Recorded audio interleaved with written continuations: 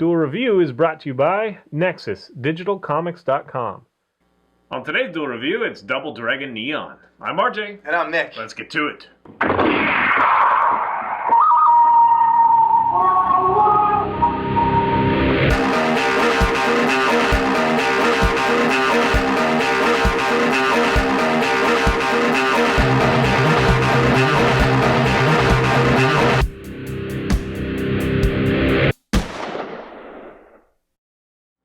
Hey everybody, today is September the 18th, and we're taking a look at the downloadable Double Dragon Neon. That's right. The original Double Dragon came out in 1987, I believe it was. It was late 80s, definitely. And this one is more dated than that one. Yes, in many ways, I think that's an accurate statement. Well, I wouldn't say dated, because the gameplay is nostalgic. Still... Yeah, it's definitely got more nostalgia to it, because, you know, in the 87 version, in the old console games, it was in its time, so there was, you know, it didn't force anything. This one definitely forces a lot of nostalgia on you. As a matter of fact, one of the abilities that Billy and Jimmy have is just to give each other high fives, and that, you know, depending on what type of high five you give, has different stats. So you can give, you know, another one health, or you can steal health, or you can balance the mutual health between you two, so that's kind of even. So that's a very interesting dynamic, which was never seen before in the franchise. Power-ups are like cassette tapes, and it's got all this 80s like music and themes like surfing and stuff and all that stuff. Well, they definitely talk in like a surfer tone. Obviously the very neon colors, which hence the name. Yes. But they do talk about like flat screens and stuff like that. They do.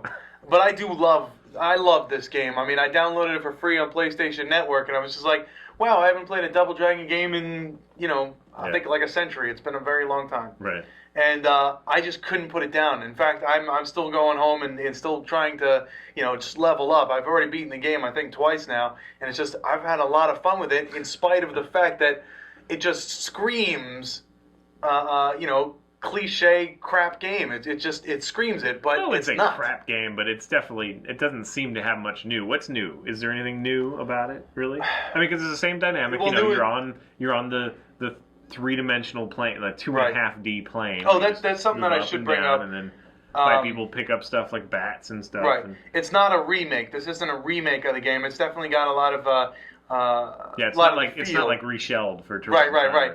And you know, it's not a remake, but there was a lot of moments where you're like, oh yeah, I remember that from the first game, you know? Like in the opening scene when Marion gets punched in the stomach by the thug before she's carried away, that you're like, oh yeah, wait, is this a remake? Is that everything is even more exaggerated, and, you know, like Afro dudes and stuff, and weird S&M-y chicks or whatever. Yeah, the dominatrixes, dominatrice. But I was lucky enough to be around when he beat the game, and they have this fun little ending.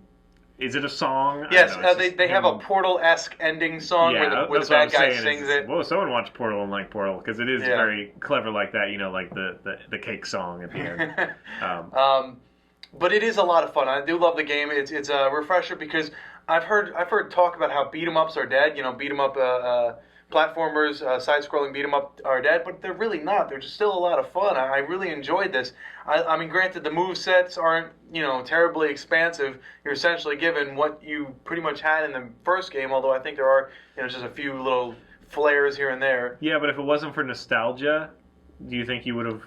If I turned my brain off and just played the game, I still loved it, because the beat 'em up was still fun. Granted, you know, I mean, you had the ability to dodge out of the way, which I think was new in the franchise, you know, to dodge, but that was a little clunky. You know, sometimes you'd see the tells of the enemies, and you know, like the Abobo was going like that to do the, like, I don't know, elbow pound or something.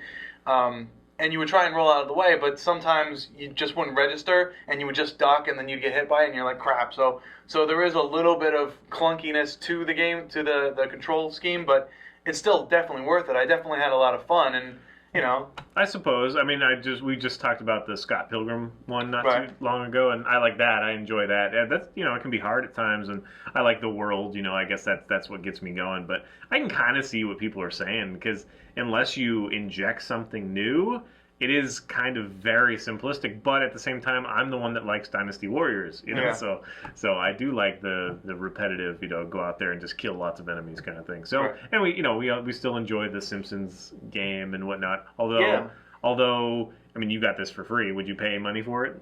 You got it because of the PS or the PlayStation Plus. Yeah, I got it for free on PlayStation Network. go PlayStation Which Plus. he's whittling me down. Yes, I don't want to pay for anything I'm online. constantly telling him, dude, you have to get PlayStation Plus. I've downloaded Borderlands for free. I've downloaded. Yeah, but I already played that a long time. Well, I'm just saying, there's a lot of great free stuff out there. But regardless, would I pay money for it? I think that had I not played it now, I probably wouldn't. But now that I've played it, I'd be like, yeah, I'd spend the money on it. So if I was looking at it as... So if you had a demo, maybe? Yeah, if I had a demo, I might say, yeah, I'll buy this. Because I assume that the thinking behind this is, hey, we'll give this game away for free, and then they'll look for our next game, and we'll charge them or something. I don't know. Possibly. Maybe they get compensated for being part of the PlayStation Plus. I don't know. But I don't know. I'm more of a Contra fan than Double Dragon, honestly. I enjoyed that better, shooting and all that stuff. Yeah. But Streets of Rage and stuff like that. Streets of Rage. They have been fun, and the Teenage Mutant Ninja Turtles as well. Yeah, but the original. I guess I'd like the fantasy ones more now. I mean, like, I remember Bad Dudes growing up with that and stuff. In fact, we'll probably play Bad Dudes at some point. It's a lot of fun. Yeah, I don't know. I didn't see enough that makes me want to go out and get it. Honestly, okay. And I was kind of annoyed by the cassette tape and like all the noise and all that stuff. It's like it's funny the first couple times, and then it's just like yeah, they really. I think weird banners that come up and stuff. I think that they might overdo the nostalgia just a little bit, especially when after each level you do the little air guitar solo like Bill and Ted, and it's just like, oh come on, really? You had to go that far? But then you're like, oh, they went that far. Yeah, and then I also don't necessarily like the three-dimensional cel-shaded look in this game. I think it's a little weird. I'm okay with it. I dug it. I dug a lot about it. Yeah, he doesn't like bright colors. I do. And then the end boss battle seemed really annoying. I didn't play it, but I watched it and it seemed really annoying. Okay, you battle Skullmageddon I think 3 times in total.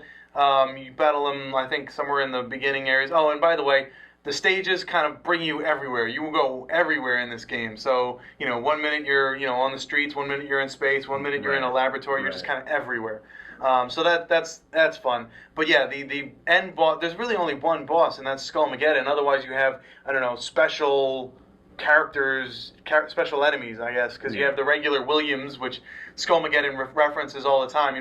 If you break something, Skullmageddon's like, that's coming out of Williams's salary or something like that. So he's just constantly scolding them for no reason, which is fun, because it's just fun to hear Skullmageddon's voice, because he's got this kind of... It's just such a silly voice for such a character like that. He's a giant skull monster thing. Yeah, I think of everything, that was the part that I enjoyed, that I might play through just for that. And I guess it'd be fun to play with you, Double Dragon. We didn't do that. Yeah, we haven't played Double Dragon. Double Dragon. Yeah, Double Dragon. Did you see how much it costs if you don't have PlayStation Plus? I did not, because I have PlayStation Plus. And is it only PlayStation? No. It's actually started off on Xbox Live first. So, okay. So I'm assuming it's like 10, 15 Yeah, bucks. I can't imagine it being that much, but it is worth it. There's 10 levels, but after the 10 levels, you can still upgrade your moves. Oh, and that's another thing. The moves that you get tapes, okay? And the tapes designate your abilities or spells. You have passive and you have aggressive.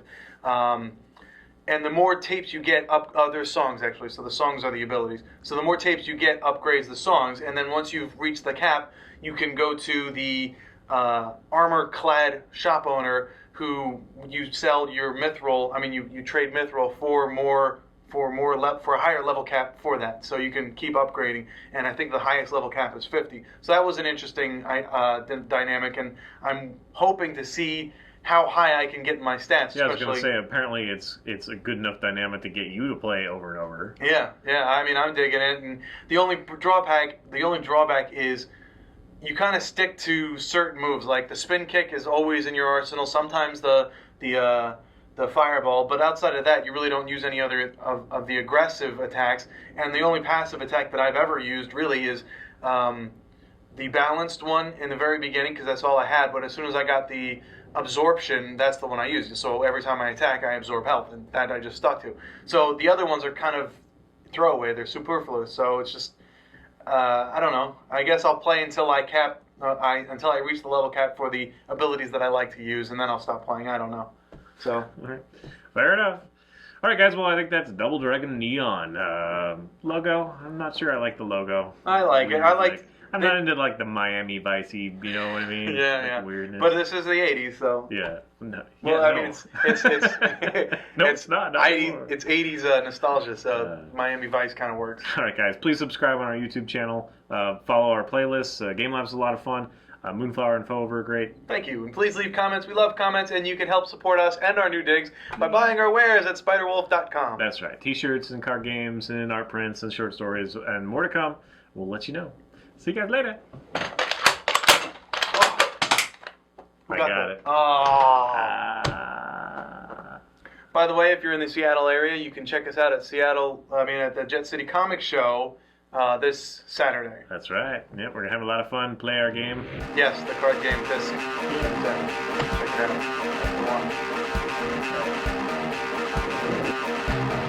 Next up, the documentary Give Me a Banjo.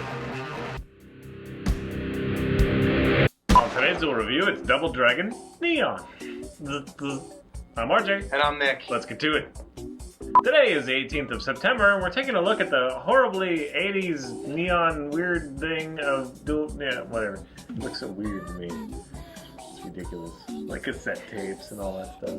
Yes, it definitely has the nostalgia. Alright. Hey everybody, today is the 18th of September. We're taking a look at a downloadable game. Dragon Double? Dragon Double Orange. Did you read the one message, the one quote we got from someone about the Lord of the Rings? He said he had a book report or an exam due, and he didn't feel like reading it, so he watched the movie in our review, and we helped him out. What do you mean? We didn't do a review of Lord of the Rings. Not Lord of the Rings, Lord of the Flies. Oh, okay. Well, good. Yeah, Lord of the Flies. Good on you. I've done that too.